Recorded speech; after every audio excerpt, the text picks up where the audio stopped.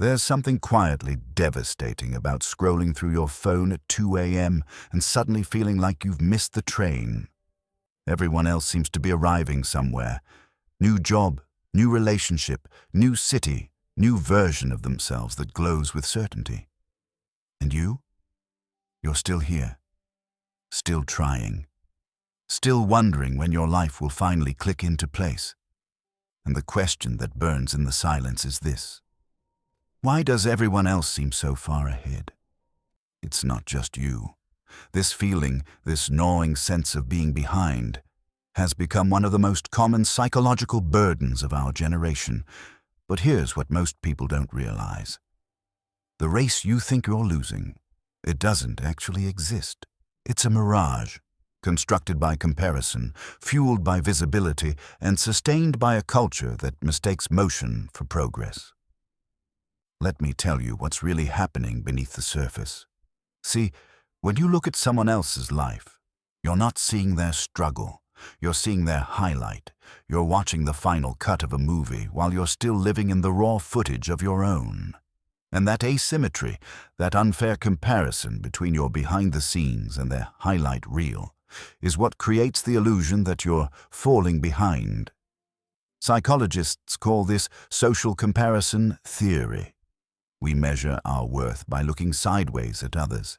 And in the age of infinite feeds, we're comparing ourselves not just to our neighbors or colleagues, but to millions of curated lives, each one polished to perfection.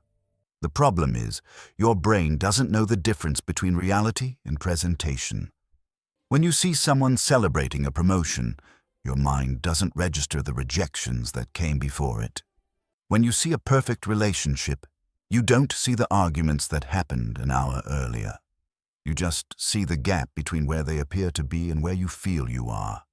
And that gap, it feels like failure. But here's the thing, that feeling isn't truth. It's perception shaped by incomplete information. Because while you're intimately aware of every one of your own setbacks, delays, and doubts, you only see other people's victories. It's like comparing your rough draft to their published work and wondering why yours isn't finished yet.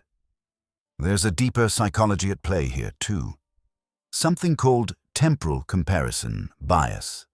It's the tendency to compare your current self not just to others, but to some imagined version of where you think you should be by now. Maybe you thought you'd be married by 30, or successful by 25, or settled by 35.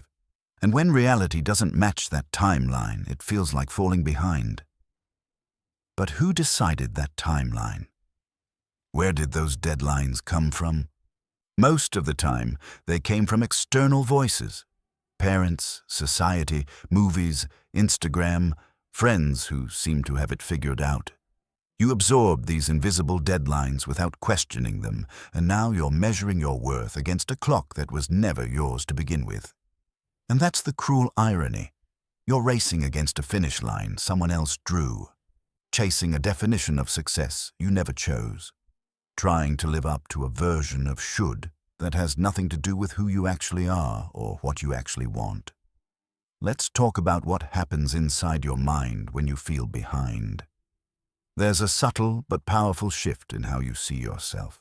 Instead of being someone on a journey, you become someone who's failing. Every milestone you haven't reached becomes evidence of inadequacy. Every person ahead of you becomes a mirror of your shortcomings. And slowly, quietly, you start believing that maybe you're just not capable. Maybe you're not enough. Psychologists call this learned helplessness, the belief that no matter what you do, you'll always be behind. So why try? It's one of the most dangerous mindsets because it paralyzes you. It keeps you stuck not because you can't move forward, but because you've convinced yourself that moving forward won't matter anyway. But here's what you need to understand. Progress isn't linear. Growth doesn't happen on a schedule. And just because you can't see your own movement doesn't mean you're not moving. Some of the most important growth happens in the unseen hours. The mornings you got up even when you didn't feel like it.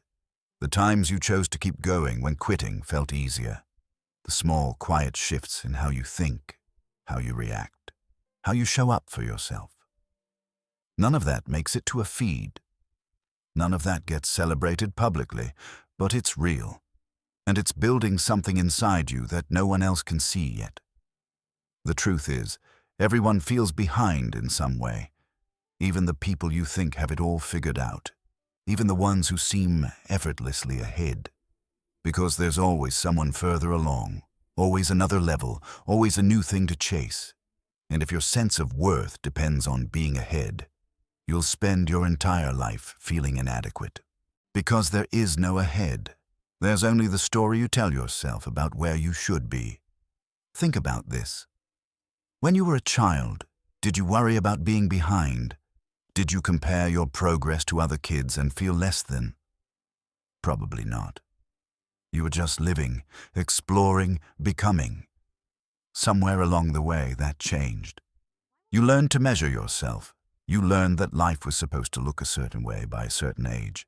And now you're carrying the weight of all those supposed tos, trying to catch up to a standard that keeps moving every time you get close.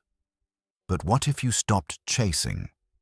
What if, instead of asking, why am I so behind, you asked, where am I actually going?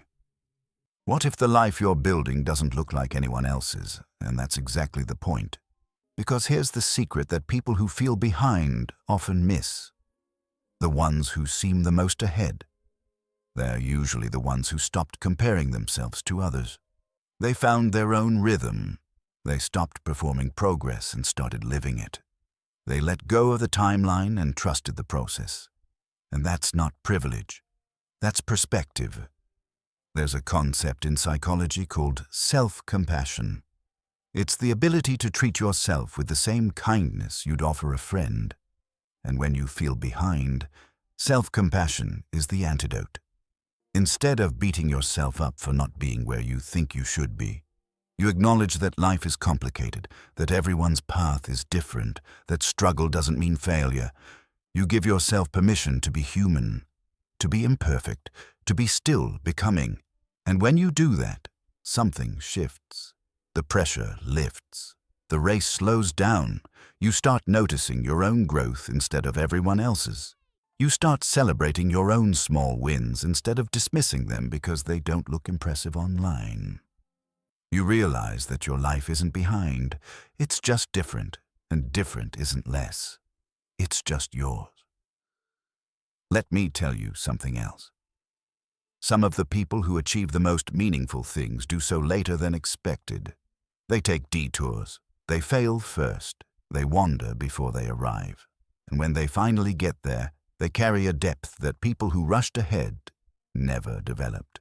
Because the slow path teaches you things the fast one doesn't. Resilience, patience, authenticity, the ability to value the journey instead of just the destination. So maybe you're not behind. Maybe you're exactly where you need to be to become who you're meant to be. Maybe the delays were protection. Maybe the detours were preparation. Maybe everything that feels like falling behind is actually leading you somewhere you couldn't have found on the fast track. And here's the thing about comparison. It will never set you free. Because even if you catch up, even if you surpass, there will always be someone else ahead. The only way to win that race is to stop running it. To step off the track and ask yourself what you actually want, not what you think you should want. To build a life that feels right from the inside, not one that looks right from the outside. Because in the end, your life isn't a performance. It's not a competition. It's not a timeline that needs to match anyone else's. It's a singular, unrepeatable experience that belongs entirely to you. And the moment you stop measuring it against others is the moment you start actually living it. So the next time you feel behind, pause, breathe, and ask yourself, behind compared to what? Behind according to whom? And is that even the race you want to be running? Because maybe, just maybe, the life you're living, messy and uncertain and slower than you planned, is exactly the one you're supposed to be building. Not for the feed, not for the world, but for you. And that's not behind. That's brave. That's real. That's enough.